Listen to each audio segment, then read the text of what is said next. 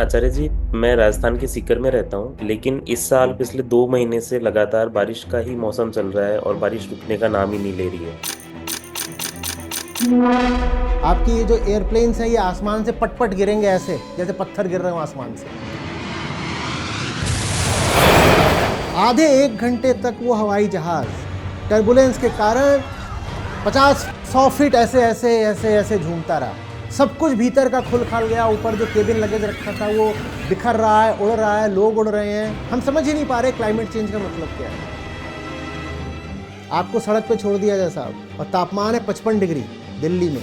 आप कितनी देर तक जिंदा रहोगे? कितने दिन तक नहीं कह रहा हूँ, कितनी देर तक जिंदा रहोगे ये बताओ। कितनी देर तक जिंदा रहोगे? और भारत में तो जितने भी हुए उनमें से एक का भी पॉजिटिव इम्पैक्ट नहीं। भारत कुछ कर ही नहीं रहा है। भारत को कुछ नहीं करना है। हम विश्व गुरु हैं, हमें विकास चाहिए। अभी आचार्य जी, यूएस प्रेसिडेंशियल इलेक्शन की भी बात चल रही है, तो उसमें भी आया है कि जैसे डोनाल्ड ट्रंप जी जो खड़े हो रहे हैं वहाँ डोनाल्ड पर। ट्रंप कह रहे हैं कि कोल माइनिंग जो रुकी हुई थी और जो कोल ऊर्जा थी मैं उसको वापस लेके आऊंगा। I will raise coal from the dead. और जो हवस के सौदागर हैं वो इन्हीं दो तरीकों पर उंगली उठाते हैं और आपको समझने नहीं देना चाहते कि तुम्हारी जीडीपी की अंधी हवस और तुम्हारे बच्चा पैदा करने की हवस, इन्होंने ही जीवन को बर्बाद कर दिया।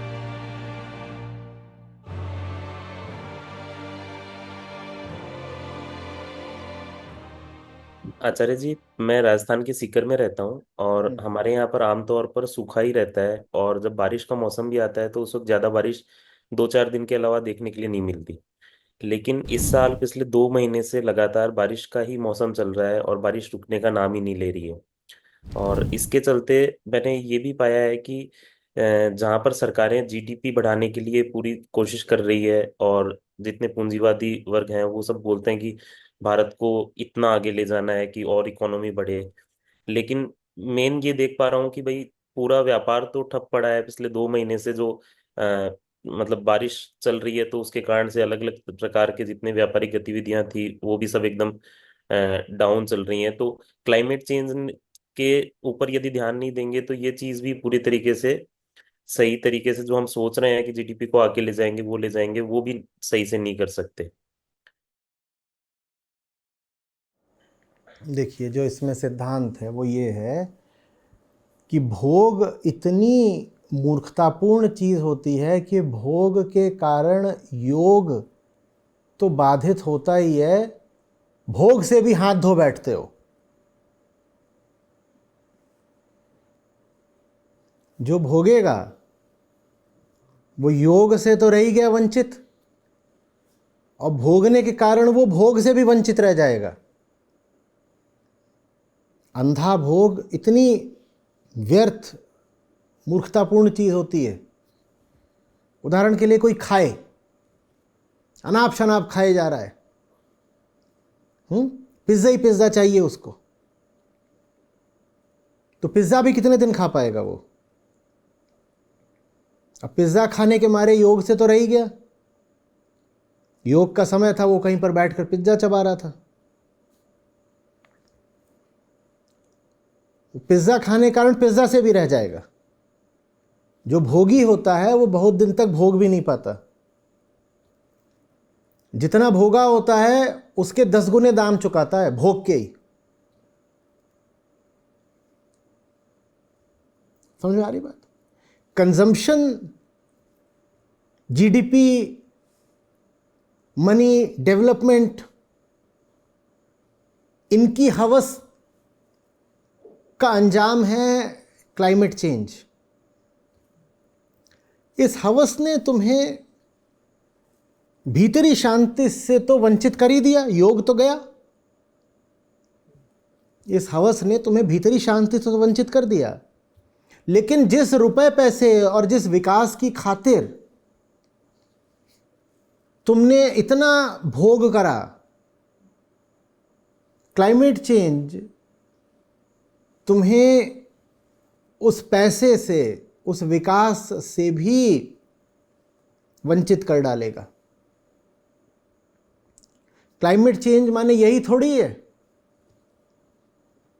कि बाकी प्रजातियां नष्ट हो जाएंगी और इंसान बिल्कुल हवसी बनकर बस कंजम्पशन करेगा। यही बातें थोड़ी क्लाइमेट चेंज में आती हैं। क्लाइमेट चेंज में ये भी आता है कि तुम्हारा ये जो जीडीपी है, जिसकी खातिर तुमने क्लाइमेट को तबाह करा, ये जीडीपी भी तबाह हो जाएगा क्लाइमेट के द्वारा। जीडीपी की खातिर तुमने क्लाइमेट को बर्बाद करा, अब क्लाइमेट तुम्हारे जीडीपी को बर्बाद कर देगा। तुम योग और भोग दोनों से मारे गए। धोबी का कुत्ता, न घर का न घाट का। तुम्हें लगा जीडीपी बढ़ा लो, जीडीपी बढ़ा लो, बड़ी खुशी आएगी, हम विकसित देश कहलाएंगे। और जीडीपी बढ़ाने की प्रक्रिया में, होड़ में, हवस में तुमने क्लाइमेट की आफत अपने सर बुला ली, और ये क्लाइमेट अब तुम्हारे जीडीपी को भी खा जाएगा। आप थोड़ा सा इंटरनेट पर सर्च करिएगा कि भारत के और दुनिया के जीडीपी पर अभी ही क्लाइमेट चेंज कितने बिलियन, कितने ट्रिलियन डॉलर का असर डालने लग गया है। करिएगा, और अभी कितना कर रहा है, और 2030 में कितना करेगा, और 2040 में कितना करेगा, सब आंकड़े उपलब्ध हैं। ये कितनी विडंबना की बात है कि जिस जीडीपी के लिए हमने पूरी पृथ्वी, पूरी प्रकृति का नाश कर दिया, वो जीडीपी भी हमें नहीं मिलेगा। आइदर और भी नहीं हुआ है, ऐसा भी नहीं हुआ है कि तुमको संसार मिल गया और तुम राम से वंचित रह गए, ये भी नहीं हुआ है। हुआ ये है कि न माया मिली न राम। तुमने अपनी हवस की खातिर पूरी पृथ्वी को, इतनी प्रजातियों को विलुप्त कर दिया। इतनी माने 8, 10, 15, 20 नहीं, लाखों प्रजातियां।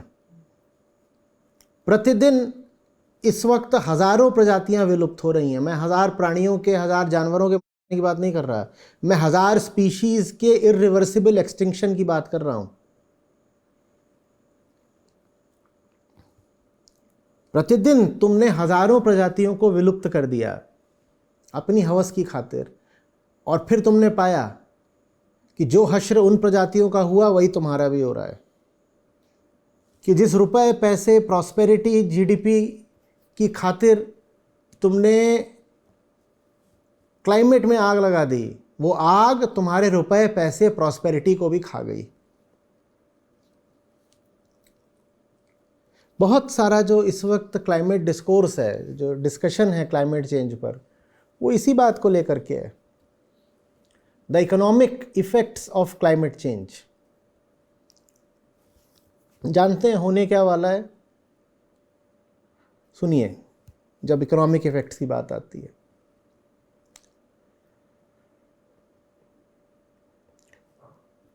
क्लाइमेट चेंज का सबसे बुरा असर दुनिया के उन क्षेत्रों पर पड़ने वाला है जहां सबसे ज्यादा अन्न उगाया जाता है।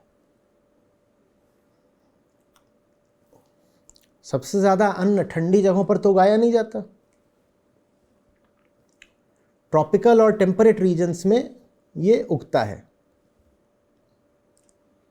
यही वो जगहें हैं जहां से पूरी दुनिया को खाद्य पदार्थों की, ग्रेन्स की, अन्न की सप्लाई, आपूर्ति होती है। और यही वो जगहें हैं जहां दुनिया की सबसे गरीब आबादी बसती है। और यही वो जगहें हैं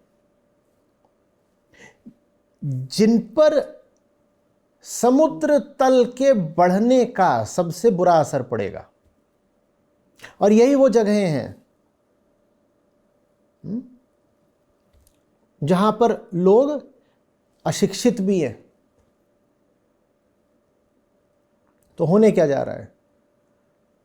होने ये जा रहा है कि जहां पर दुनिया का सबसे ज्यादा फूड प्रोडक्शन होता है, उन्हीं जगहों पर क्लाइमेट चेंज का सबसे बुरा असर पड़ेगा। तुम्हारे फूड प्रोडक्शन जबरदस्त तरीके से गिरेगा, अभी ही गिर रहा है। भारत में पिछले साल जो फूड आइटम्स के दाम महंगे हुए, उसमें खुद भारत सरकार कह रही है कि क्लाइमेट चेंज का बड़ा रोल है। तो जिन जगहों पर फूड प्रोडक्शन होता है, उन जगहों पर क्लाइमेट चेंज का सबसे बुरा असर पड़ेगा, फूड प्रोडक्शन गिरेगा। जिस एरिया में फूड प्रोडक्शन होता है उसमें से काफ़ी बड़ा एरिया पानी के नीचे आ जाएगा क्योंकि सी लेवल राइज करेगा। तो पर यूनिट लैंड जो प्रोडक्शन होता था फूड का वो मारा गया, ठीक है, क्योंकि वेदर कंडीशन चेंज होंगी तो जो क्रॉप उगती थी वो कैसे उग जाएगी भाई। साधारण आप चीज़ें ले लो, मेज़, मिलेट्स, वीट, राइस, जो भी है आपकी सब्जियां, ये एक ख़ास मौसम में ही उग सकते हैं ना। इन्हें एक ख़ास तरीके का तापमान चाहिए, वर्षा चाहिए, कई बार तो ह्यूमिडिटी चाहिए, तब ये उग सकते हैं। हवाएं भी चाहिए, जैसे बहुत ज़ोर की अगर हवा हो गई तो बहुत सारे फल हैं उदाहरण के लिए और सब्जियां हैं जो हो ही नहीं पाएंगे। आंधियां आ रही हैं तो नहीं हो पाएगा। बेमौसम जो बारिश हो जाती है उसका फसलों पे क्या असर पड़ता है, ये आप किसानों से पूछिए, उन्हें पता है। तो जो ये मौसम के बिगड़ने का कार्यक्रम चलेगा, इससे फसलों पर बड़ा ज़बरदस्त कुप्रभाव पड़ेगा। जो ज़मीन की उत्पादकता है वो एकदम कम होने वाली है, और जो कुल ज़मीन उपलब्ध है ये फसल उगाने के लिए वो भी कम होने वाली, क्योंकि बहुत सारी ज़मीन पानी के नीचे आ जाएगी। और यही वो जगह है जहां दुनिया में सबसे ज़्यादा घनी आबादी बसती है। जनसंख्या घनत्व तो इन्हीं क्षेत्रों में सबसे ज़्यादा है। बिल्कुल, जिसको आप ग्लोबल नॉर्थ बोलते हो, वहाँ घनी आबादी तो बसती नहीं। दुनिया की सबसे ज़्यादा आबादी कहाँ बसती है? Between the tropics. और यहीं पर क्लाइमेट चेंज का सबसे भीषण असर होना है। यहीं पे अन्न उगाया जाता है, यहीं पे गरीब बसते हैं। नतीजा क्या होगा? ज़बरदस्त तरीके का माइग्रेशन। ये पूरी आबादियाँ गरीबी और भुखमरी के मारे दूसरे देशों की तरफ पलायन करेंगी। 1000 या लाख लोग नहीं, सिर्फ करोड़ नहीं, 10 करोड़ लोग विवश होने वाले हैं बहुत जल्दी अपनी जगह छोड़ करके दूसरी जगहों की ओर, और शायद दूसरे देशों की ओर पलायन करने को। दूसरे देश उनको शरण देने को तैयार हो, ज़रूरी नहीं है। सीरियन रिफ्यूजी यूरोप में गए, कितना बड़ा मसला बना।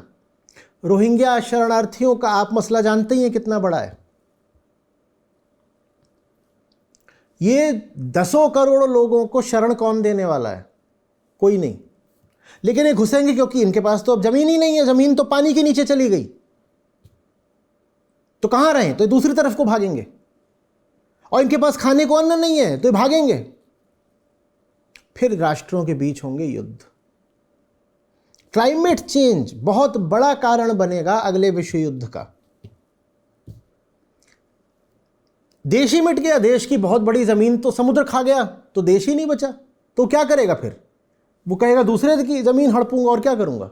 और वो कोई ना कोई तर्क निकालेगा, वो कहेगा देखो मेरी जमीन खोई है क्लाइमेट चेंज की वजह से, और क्लाइमेट चेंज के जिम्मेदार तुम हो, तो मैं तुम्हारी जमीन ले लूंगा। और आप अच्छे से जानते हो कि जब वॉर होता है तो जीडीपी का क्या होता है। आप बहुत अच्छे से जानते हो। आपसे कहा जाए कि 1940 और 45 के बीच में साहब यूरोप का जीडीपी ग्रोथ रेट बताइए, तो आप हंसने लग जाओगे, बोलोगे वॉर के समय कोई जीडीपी ग्रोथ रेट होता है? सारी इकोनॉमी फिर वॉर एफर्ट्स में झोंक दी जाती है। उस समय जीडीपी का क्या है? कुछ नहीं। आपसे कहा जाए 1965 और 1971 में भारत का जीडीपी देखिएगा, उन 2 सालों में जीडीपी ग्रोथ रेट कितना है, तो आपको समझ में आएगा कि जब वॉर चल रहा होता है तो जीडीपी ऐसे गिरता है। कौन सा प्रोडक्शन? उस समय बस एक इंडस्ट्री होती है जो मुनाफा कमाती है, Wars industry, weapons industry, ammunition, और जो कुछ भी सैनिकों के और युद्ध के काम आ रहा होता है वो बस मुनाफा कमाता है, बाकी कुछ नहीं मुनाफा कमाता, सब बर्बाद हो जाता है। पूरे के पूरे शहर खलाक हो जाते हैं, ऐसी बॉम्बिंग हो रही है। कौन सा जीडीपी? वॉर चल रहा है, आप क्या रेगुलर ऑफिस जाओगे काम करने? वॉर चल रहा है कि आपको इंटरनेट मिलता रहेगा काम करने के लिए? वॉर चल रहा है, किसान जाकर के क्या फसलों पे काम करेगा, खेतों में? तो ये हमें भयानक सज़ा मिलने वाली है कि जिस प्रॉस्पेरिटी और पैसे के लिए हमने पूरी पृथ्वी बर्बाद कर दी, हमसे वो प्रॉस्पेरिटी भी छिनने वाली है। The economic effects of climate change are back breaking. हमसे तो छोटा मोटा रिसेशन नहीं झेला जाता, रिसेशन भी छोड़ो, स्लो डाउन नहीं झेला जाता हमसे। इकोनॉमी 7% की जगह 4% पे ग्रो करने लगे, ग्रो ही कर रही है, बस 7 की जगह 5 हो जाए तुम्हारी हालत खराब हो जाती है। अरे ये क्या हो गया, ये क्या हो गया। कितनी इंडस्ट्रीज हैं जो कोलैप्स करने लग जाती हैं। हाँ, क्लाइमेट चेंज इतना ही नहीं करेगा कि वो 7% का 5% कर देगा, वो 7 को 0 से भी नीचे कर देगा। इसी तरह से जो मेडिकल कॉस्ट्स हैं क्लाइमेट चेंज की, थोड़ा उनके बारे में आप पढ़िएगा। कई ट्रिलियन डॉलर की सिर्फ मेडिकल कॉस्ट है क्लाइमेट चेंज की। और ये तो अभी एस्टिमेटेड कॉस्ट्स हैं on the basis of known variables. Known अभी हो क्या रहा है साहब कि जैसे जैसे ये ग्लेशियर पिघल रहे हैं, पुराने वायरस, लाखों करोड़ों साल पुराने वायरस जो इन ग्लेशियर्स के नीचे तब से सोए पड़े थे। वायरस ऐसी चीज होती है, वो कुछ हद तक केमिकल की तरह होती है। जैसे केमिकल कभी नहीं ना, आप कहीं पे नमक छोड़ दीजिए तो ऐसा थोड़ी है कि 100 साल बाद 500 साल बाद। वायरस में भी कुछ गुण सिर्फ मटेरियल के होते हैं, मटेरियल की तरह होता नहीं कभी। तो लाखों साल पुराने वायरस भी ग्लेशियर्स के नीचे सोए पड़े रहते हैं, डॉर्मेंट।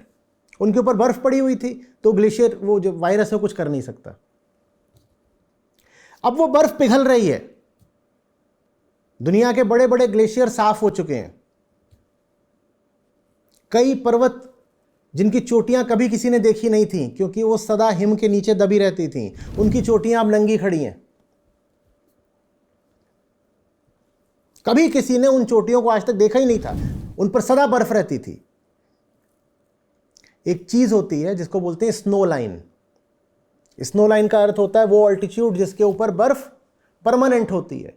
स्नो लाइन ही बिगड़ गई है। जहां लाखों साल तक बर्फ थी और जहां कभी पत्थर और जमीन देखे नहीं गए, वहां बर्फ गई। पहली बार हुआ इतिहास में मनुष्य के। तो वायरस निकल के आ रहे हैं और ये अननोन वायरसेस हैं। ये जो करेंगे उसकी तो मेडिकल कॉस्ट अभी कैलकुलेट भी नहीं हुई है।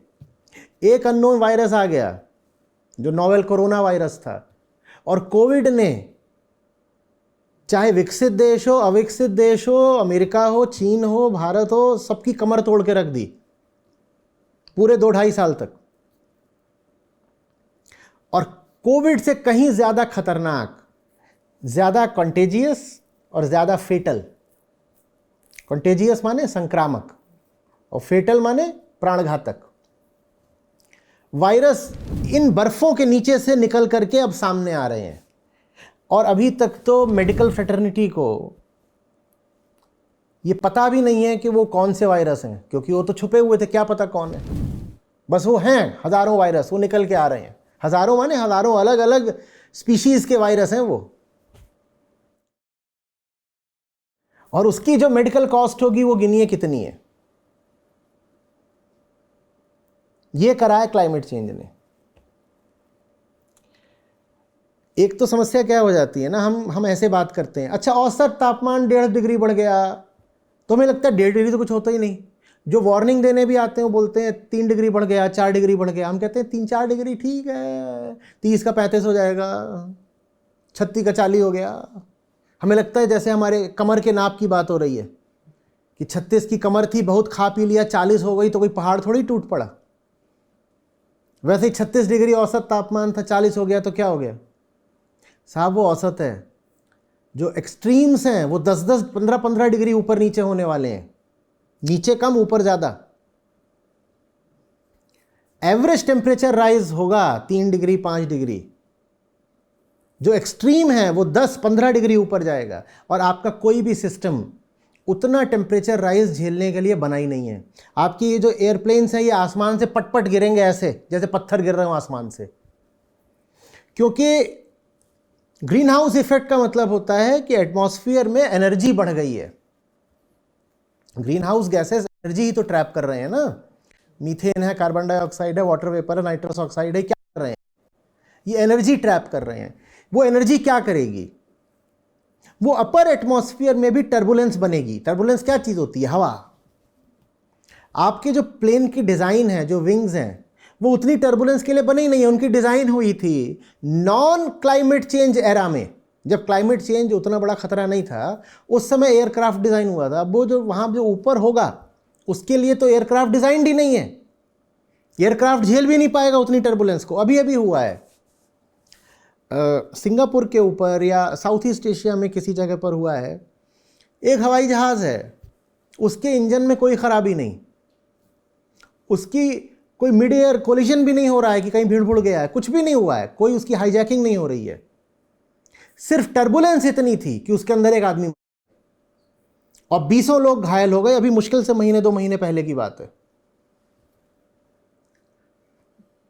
आधे 1 घंटे तक वो हवाई जहाज टर्बुलेंस के कारण 50-100 फीट ऐसे ऐसे ऐसे ऐसे झूमता रहा। सब कुछ भीतर का खुल खाल गया, ऊपर जो केबिन लगेज रखा था वो बिखर रहा है, उड़ रहा है, लोग उड़ रहे हैं। एक बेचारा तो वहीं पे फ्लाइट के अंदर ही, और दर्जनों लोग बुरी तरह घायल हुए हैं। हम समझ ही नहीं पा रहे क्लाइमेट चेंज का मतलब क्या है। क्लाइमेट चेंज माने एनर्जी। ये जो आपका एटमॉस्फेयर है इसमें ज़बरदस्त तरीके से एनर्जी बढ़ जाएगी, और वो एनर्जी अब कुछ भी करेगी। वो अधिक बारिश कर सकती है और कम बारिश कर सकती है, वो भारी तापमान बढ़ाएगी और भारी अंधड़ लेकर के आएगी। यकायक अंधड़ आएगा, और ऐसा अंधड़ जैसा आपने अपने जीवन में देखा नहीं, और वैसा अंधड़ झेलने के लिए आपका घर भी डिज़ाइन नहीं है, आपकी कार नहीं डिज़ाइंड है।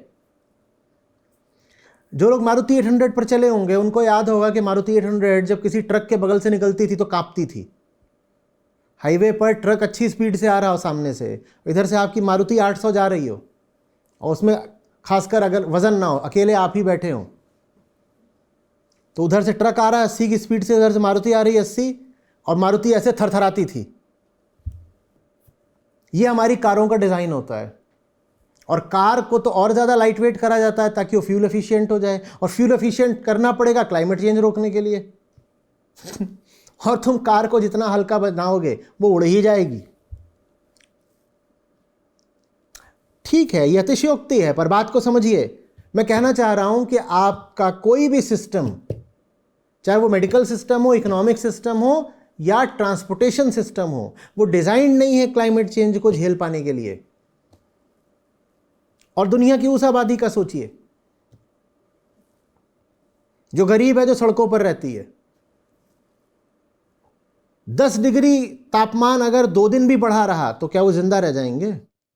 आपको सड़क पे छोड़ दिया जाए साहब, और तापमान है 55 डिग्री दिल्ली में, आप कितनी देर तक जिंदा रहोगे? कितने दिन तक नहीं कह रहा हूं, कितनी देर तक जिंदा रहोगे ये बताओ, कितनी देर तक जिंदा रहोगे?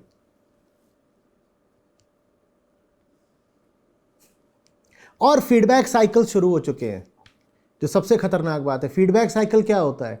फीडबैक साइकिल 1.5-2 डिग्री पर ट्रिगर हो जा रहे हैं। फीडबैक साइकिल ऐसा होता है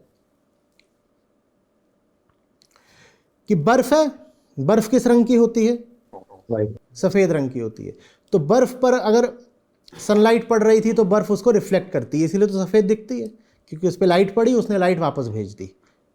तो बर्फ लाइट को एब्जॉर्ब नहीं करती। जब बर्फ लाइट को एब्जॉर्ब नहीं करती तो बर्फ का टेम्परेचर नहीं बढ़ता। लेकिन अब बर्फ पिघल रही है क्लाइमेट चेंज की वजह से, तो बर्फ के नीचे की जो चट्टान है वो एक्सपोज हो रही है। जब वो चट्टान एक्सपोज होगी तो चट्टान तो काले रंग की है, वो चट्टान एक्सपोज होकर के सनलाइट एब्जॉर्ब करेगी। जब वो एब्जॉर्ब करेगी तो चट्टान का टेम्परेचर बढ़ेगा, तो बर्फ और पिघलेगी, बर्फ और पिघलेगी तो और चट्टान एक्सपोज होगी, और चट्टान एक्सपोज होगी तो टेम्परेचर और बढ़ेगा, तो बर्फ और पिघलेगी। ये फीडबैक साइकिल कहलाता है। तो एक बार ये शुरू हो गया, रोका नहीं जा सकता। और 1.5 डिग्री 2 डिग्री पर ये फीडबैक साइकिल शुरू हो चुके हैं, शायद अब रोके भी नहीं जा सकते। अब ये मनुष्यता के संपूर्ण विकास के साथ ही रुकेगा। ये सब संपूर्ण विकास बोल दिया, विनाश बोला? विकास बोल दिया, बहुत बढ़िया बोल दिया, क्योंकि हमारे लिए विकास माने ही विनाश है।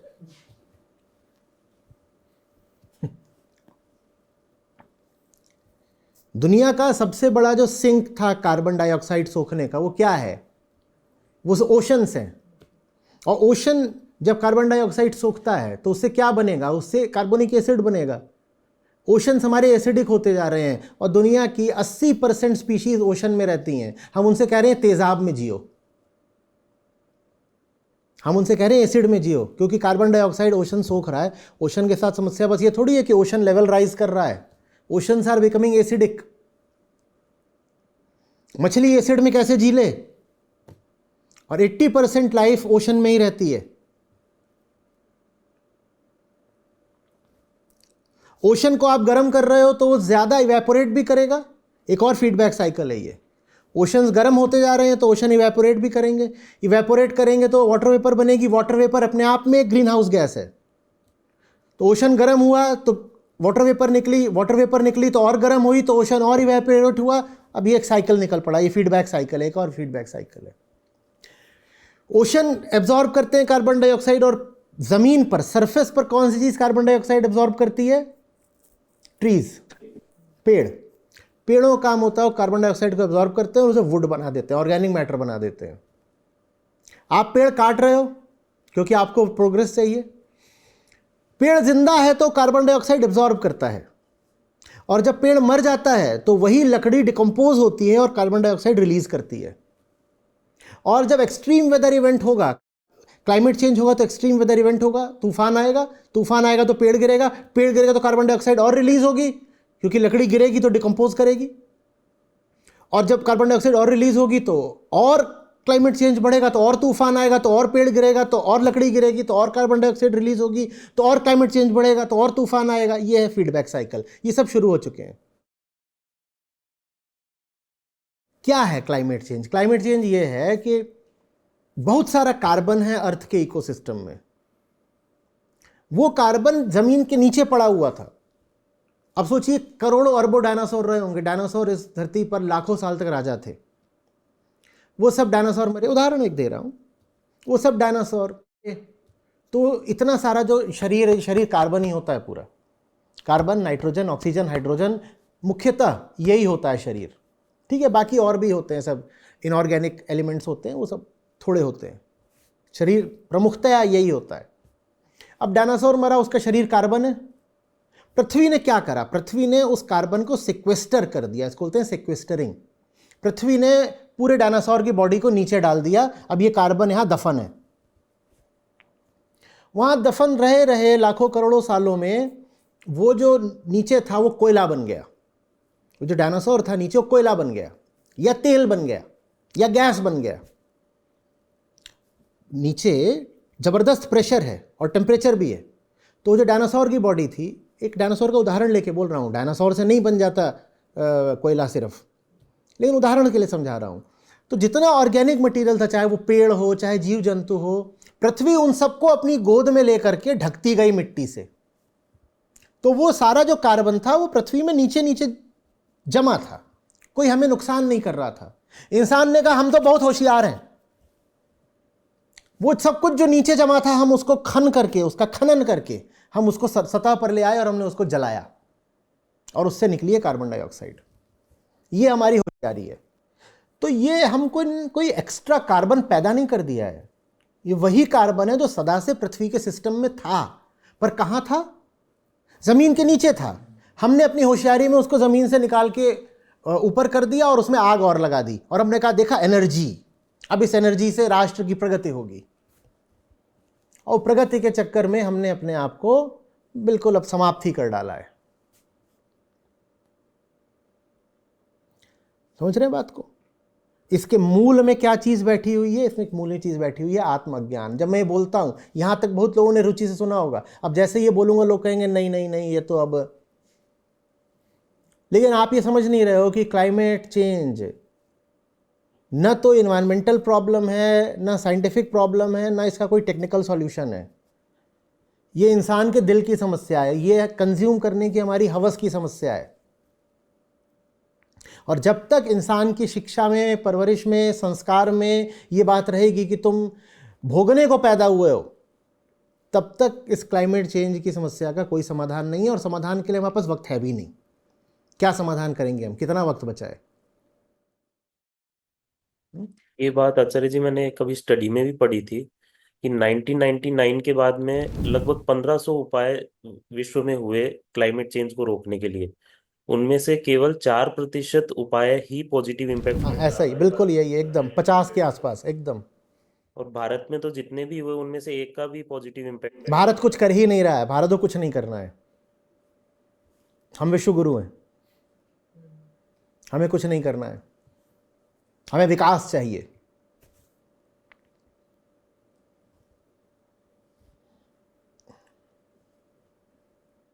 अभी आचार्य जी यूएस प्रेसिडेंशियल इलेक्शन की भी बात चल रही है, तो उसमें भी आया है कि जैसे डोनाल्ड ट्रम्प जी जो खड़े हो रहे हैं और डोनाल्ड ट्रंप कह रहे हैं कि कोल माइनिंग जो रुकी हुई थी और जो कोल ऊर्जा थी मैं उसको वापस लेके आऊंगा, I will raise coal from the dead.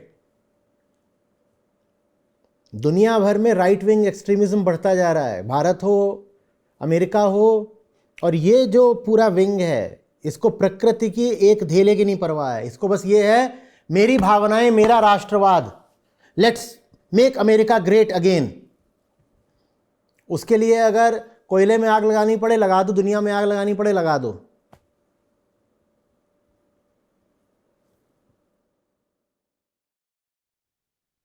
इसकी आचार्य जी एक रिपोर्ट भी आई थी कि एक कार्बन ब्रीफ करके यूके स्थित एक संस्थान है, उन्होंने बताया था कि इस साल की शुरुआत में नवंबर के राष्ट्रपति चुनाव में यदि डोनाल्ड ट्रंप की जीत हो जाती है तो 2030 तक अमेरिकी उत्सर्जन में 4 अरब टन की अतिरिक्त वृद्धि हो सकती है, और इससे 900 अरब डॉलर का से अधिक का वैश्विक जलवायु नुकसान होगा। ये जब भी ऐसे बोला करें ना तो इसको हमेशा प्रतिशत के तौर पे बताया करें, नहीं तो लोगों के लिए आप बोले 9 लाख टन कार्बन डाइऑक्साइड, आप बोले 9 करोड़ टन कार्बन डाइऑक्साइड, लोगों के लिए सब एक बराबर होता है। तो जब भी कभी आप क्लाइमेट अवेयरनेस का काम करें तो परसेंटेज के तौर पे बताएं, नहीं तो ये फिगर्स मीनिंगलेस हो जाते हैं।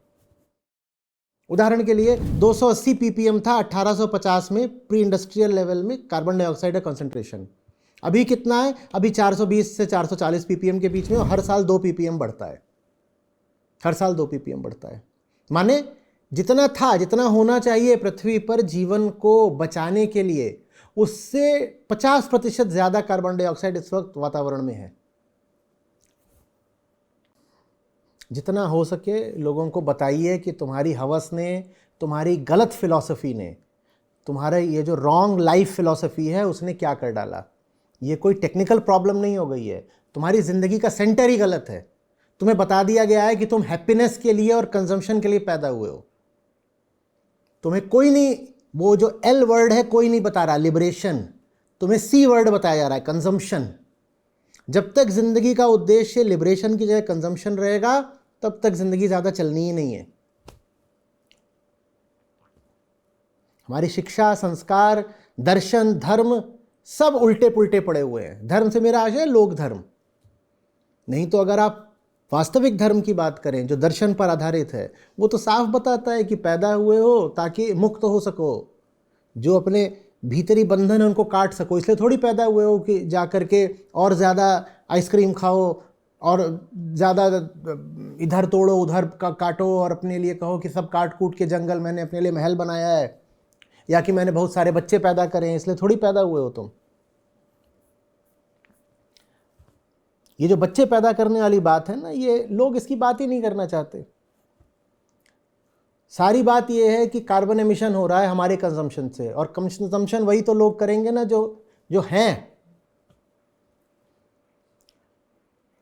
हम प्राकृतिक जगहों की बात करते हैं, हर जगह प्राकृतिक जगह है, पर जिस जगह पर इंसान पहुंच जाता है वहां प्रकृति को काट देता है। नहीं तो हर जगह तो प्राकृतिक जगह है, जो भी प्राकृतिक जगह होती है वो आपके लिए पर्यटन की जगह बन जाती है। किसी भी जगह से इंसान को हटा दीजिए, वो जगह पर्यटन की जगह बन जाएगी। और इंसान को हटाने का मतलब ये नहीं होता है कि सारे इंसान मर जाएं। बात बस इतनी सी है कि भारत देश उदाहरण के लिए जितने लोगों का निर्वाह कर सकता है उससे शायद 4-5 गुना ज़्यादा है हमारी आबादी। दुनिया में अभी 800 करोड़ से ज़्यादा लोग हो गए। अनुमान कहते हैं कि सस्टेनेबल लेवल ऑफ पॉपुलेशन 200 से 400 करोड़ के बीच में, इससे ज़्यादा नहीं।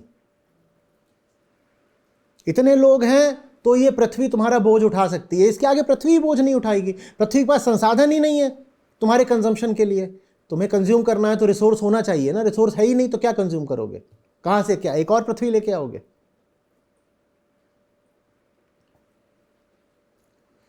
डी ग्रोथ और डी पॉपुलेशन, इसके अलावा कोई तरीका नहीं है।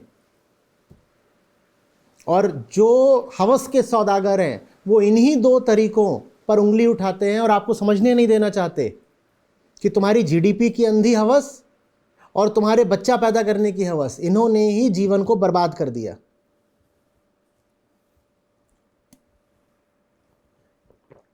एक व्यापारी तो बोलेगा ही ना कि मुझे और बड़ी मार्केट चाहिए, तो कहते हैं आबादी और बढ़ाओ और बढ़ाओ, मेरे खुद 12 बच्चे हैं, आबादी और बढ़ाओ। और तुम्हें दिख नहीं रहा वो आबादी क्यों बढ़वाना चाहता है? ताकि उसका माल और बिके। मुनाफा और कमाए। ये हमारे लोकनायक हैं, ये हमारे रोल मॉडल्स हैं।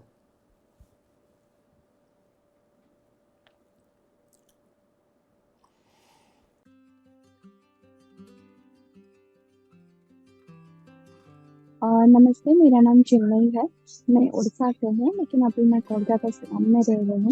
तो मैं एक लाइफ साइंस की स्टूडेंट हूँ। तो ये जो आचार्य प्रशांत जी से जुड़ने के बाद बचपन से लेके आज तक मेरे मन में जितने भी सवाल थे, उसका कुछ वो सवाल या तो सोसाइटी से आता था या फिर मेरे खुद के मन से आता था।